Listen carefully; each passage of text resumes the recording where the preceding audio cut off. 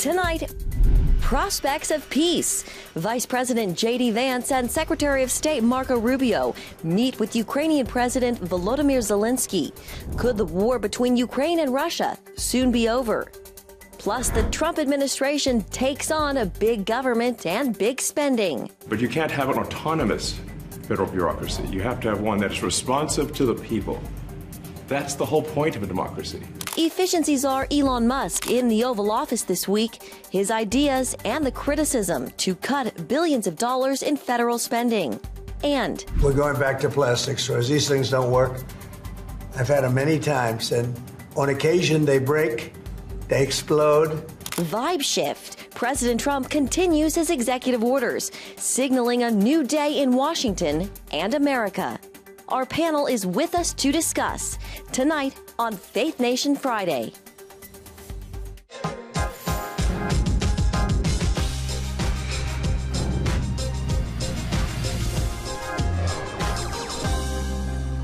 Good evening, and thanks for joining us. I'm Jenna Browder. If you were with us last week, you know we're starting something new on Fridays here. With so much news coming so quickly, we're slowing it down a little bit to look back at the week that was and ahead at what is coming up. We have a panel of CBN News reporters and analysts to do just that. Tonight, though, we begin with Ukraine, which has been making headlines the past couple of days as its future hangs in the balance. Vice President J.D. Vance met with Ukrainian President Volodymyr Zelensky, staking out negotiating positions in the push to end the war. President Trump says Ukraine and Russia are open to making a deal, but European leaders are concerned about the terms. Trump officials are ruling out NATO membership for Ukraine, saying Ukraine would likely have to give up territory that Russia has seized in a potential peace deal. Zelensky says his country needs security guarantees if NATO membership is off the table. He's also warning that Putin's ambitions won't stop with Ukraine. And I think that all I've got from intelligence, and they said, I think, to Mama, that he's preparing the war against NATO countries next year. I think so. Meanwhile, Ukraine has offered to make a deal with President Trump, continued military aid in exchange for access to rare earth minerals.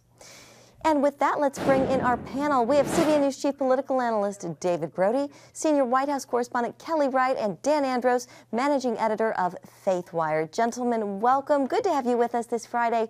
Kelly, let's start with you. Where is the Trump administration steering these negotiations, and how close do you think we really are to seeing peace between Russia and Ukraine? Jenna, I'd like to tell you that what I believe is happening right now is Volodymyr Zelensky, as well as Vladimir Putin of Russia, of course Zelensky of Ukraine, they are finally having a chance to hear someone in the room bring some common sense to the negotiations that will have to be ongoing in order to bring these two countries to a place of having not only negotiations that will result in something that's good for both countries, but it's something that long-term will provide a solution so that we don't see Russia imposing on Ukraine a couple of years down the road. That's why the meeting taking place with Secretary of State Marco Rubio, as well as Vice President J.D. Vance, as well as Zelensky, and ultimately Putin and President Trump getting together. I call this, though, telephone diplomacy. The president simply picked up a phone, called the Russian president, had a discussion with him, and so here we are. We're actually talking about a plan that will do something the president wants done, and that is end the warfare and the carnage of millions of lives lost and destruction of property being done in Ukraine as well as Russia. So I think that's where we see things are going. I don't want to get ahead of what's going on in the diplomatic circles. They are talking, they're at the table to talk and find a solution. I think with President Trump's leadership, they will achieve that. Yeah, we'll see what happens in the days to come. So Secretary of State Marco Rubio is expected in the Middle East next week. We know that there's the coming deadline at noon tomorrow for Hamas to release 3 more hostages. We saw Trump put the pressure on and then Netanyahu follow up behind. David, where do you think all of this is headed? Well, look, I mean, ultimately, this is kind of, in a way, like what's happening between Ukraine and Russia. And Trump is the common denominator. It's the art of the deal. And we're seeing movement. We're seeing movement after, of course, Trump talked about owning Gaza.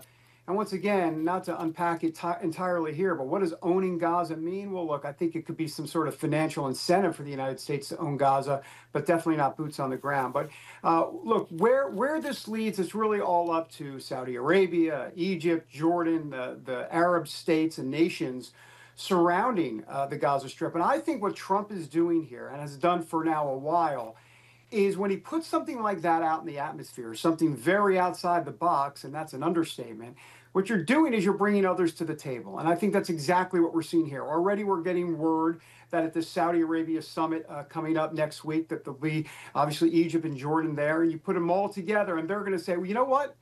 I guess we're involved in this now. We got to figure out something because we don't like President Trump's plan. So what are we going to do about it? And that's exactly what Trump wants. Also, remember, Trump's got a art of the deal card. He knows where the leverage is here. Egypt gets 1.7 billion, excuse me, 1.5 billion. Jordan gets 1.7 billion from the United States every year. So look, they need to, quote, pony up and do something as it relates to the Palestinians and the Gaza Strip, or that money might not be flowing at all. It's something that Trump is very good at, and we've seen it on display there on tariffs, and honestly in Ukraine and Russia as well. Yeah. Speaking of Russia, there was a dramatic homecoming of Mark Fogel from Russia this week, going straight to the White House to thank President Trump, draped in an American flag. Dan, I know your team actually spoke with his mom, who was, I guess, at one of the Trump rallies this summer and spoke to Donald Trump about her son's situation. Tell us about that interview.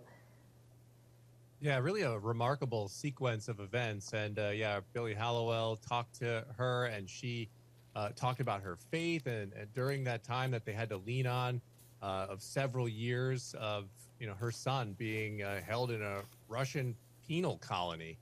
And she had actually talked to President Trump. This is his mom, talked to President Trump at the Butler rally of all places, because they're from the Butler, Pennsylvania area. And of course, that's the rally where the assassination attempt happened, the first assassination attempt happened on President Trump's life. And so he had vowed to her at that time that he would get him home. He would get Mark home if he was elected president. So that gave them renewed hope. There's actually an incredible phone call between them where, she expressed hope, and that kind of kept him going. So really, really an incredible moment. And she said Trump was true to his word and got it done.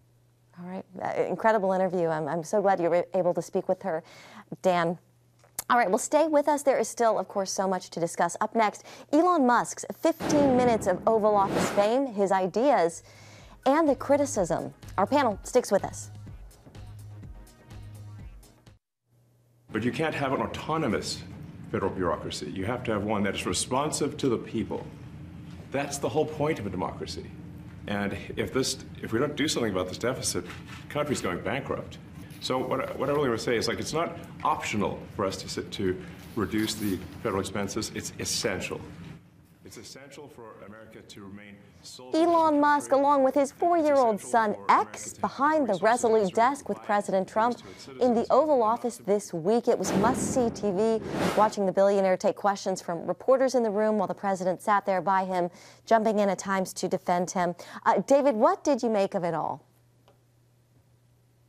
Well, just to hear Elon Musk, verbally go through it for 30+ minutes with the president at the Resolute desk was just kind of eye-opening and quite a spectacle in an interesting way, for sure.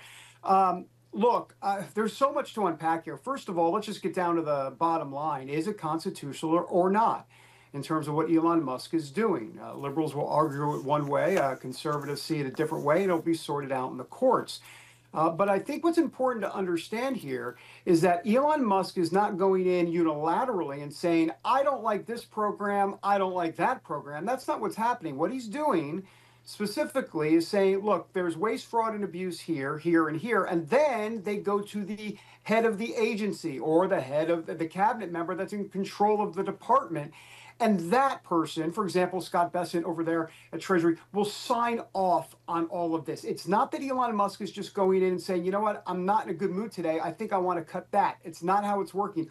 Also, Article 2, Section 1 clearly talks about the president having the prerogative here to go through the agencies in the federal government to decide what should and what should not be spent. Now, of course, there's the the Impound Control Act back in 1974. We can talk about Richard Nixon, but we don't have time for that. But the bottom line is there's just a lot of different venues here. One last point to make here. Here's an example. Planned Parenthood, with all of the money they get, if you look inside the federal budget, there is no specific money dedicated to Planned Parenthood in the federal budget. That is unauthorized, but it's been authorized before based on the administration that's in power. So a lot of this stuff is unauthorized and has a very vague mandate, not specifically designed for something from Congress. Yeah. Dan, in these lawsuits, they're definitely slowing down the administration's efforts. Yeah, and it's put Democrats in sort of a weird position because they've got to, they're naturally trying to oppose the Republican president and what they're doing here. And it's a topic I think most Americans would agree. This conversation's long overdue. That we need to look at our ballooning national debt, and it's almost a joke at how much this is, skyrocketing over the last few years. So the Democrats are in a weird position now where they have to sort of kind of defend and say, well, don't look into that, don't look over here. But the bottom line to me is that this conversation is just long overdue. The debt's at 30-something trillion now, and it was at just a few years ago under Bush. I think it was, down around 5 or 6. Yeah. So we do have some sound. DOGE also took center stage at a House subcommittee this week. Congresswoman Marjorie Taylor Greene chaired a hearing about government waste. We do have some sound. Let's take a listen. The gravy train for a lot of these folks, it's been on biscuit wheels, and it's about to run off the dadgum tracks, and it's about time. Listen, people said that they were upset about TikTok, but I'm upset about the guy that runs Twitter, who for sure is doing nefarious things, because I don't understand, if you are trying to conduct audits and figure out where the waste, fraud, and abuse is, I don't know why you would go to some tech guy. Kelly, what is the role of Congress here? Just a few seconds. The goal of Congress should be to govern. The goal of Congress should be able to manage the purse strings of American government's paychecks as well as its budget. That has not happened. It's been very dysfunctional. And as a result of that, the president has, along with Elon Musk, created DOGE in order to find out what kind of waste, fraud, and abuse is taking place with the spending. And it's just an audit of what we're going through, and people have to suck it up just like we do around the kitchen table when we realize we need some budget cuts. Yeah, reining it in. All right, coming up, Democrats are uniting behind a message, and it's personal against President Trump and Elon Musk. Will that work as an opposition strategy? The panel weighs in.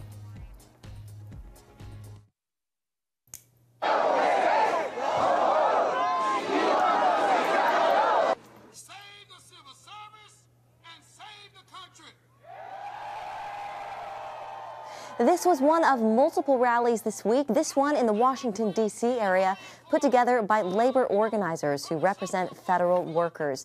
And just last night, the Trump administration laid off probationary government workers and warned of other large cuts coming. The administration says it has to cut workers to make the government more efficient.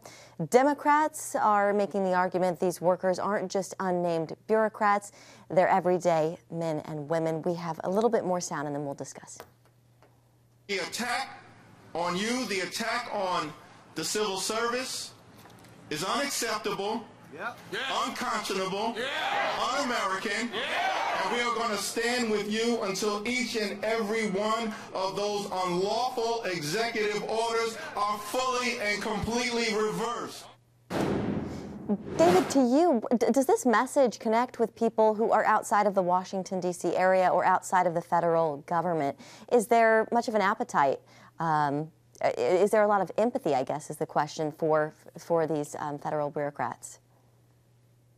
Well, look, certainly there's a lot of empathy out there because of the fact that if it was you or I in a position where we're working and we already have our plans to retire, or we might be having a budget constrained in our families, and that job is tantamount to us making sure that all of our bills are paid and our college education is paid for our children. Yeah, it does hurt. And I think we have to be mindful of the fact that people are hurting and they're uncertain, and it causes a mindset, it causes some mental stress and anxiety at a time that they were expecting to be working full time. Once you get a government job, it's usually you're accustomed to believing that job will last in perpetuity.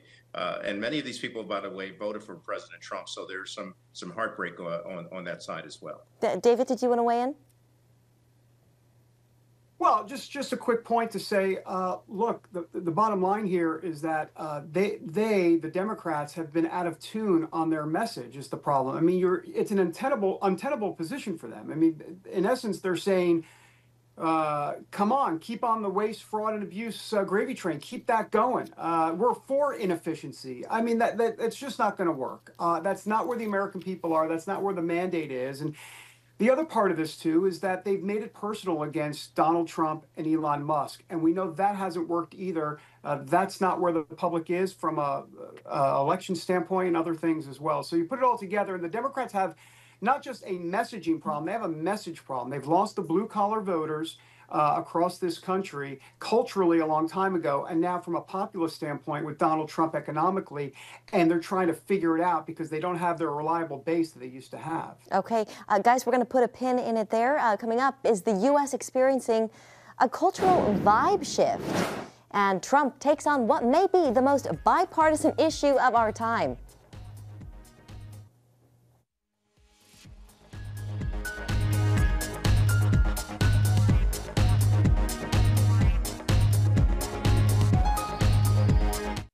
Welcome back. Okay, next up for our Faith Nation political panel tonight. Is America seeing a cultural vibe shift? We saw President Trump cheered at the Super Bowl. A CBS poll this week showed his approval rating at 53%, and people using words like tough, energetic, focused, and effective. He does seem to be popular. It seems like he's become more, it has become more socially acceptable maybe to be a Trump supporter. Dan, to you first, is that the case? Is it more socially acceptable to support Donald Trump? What do you think?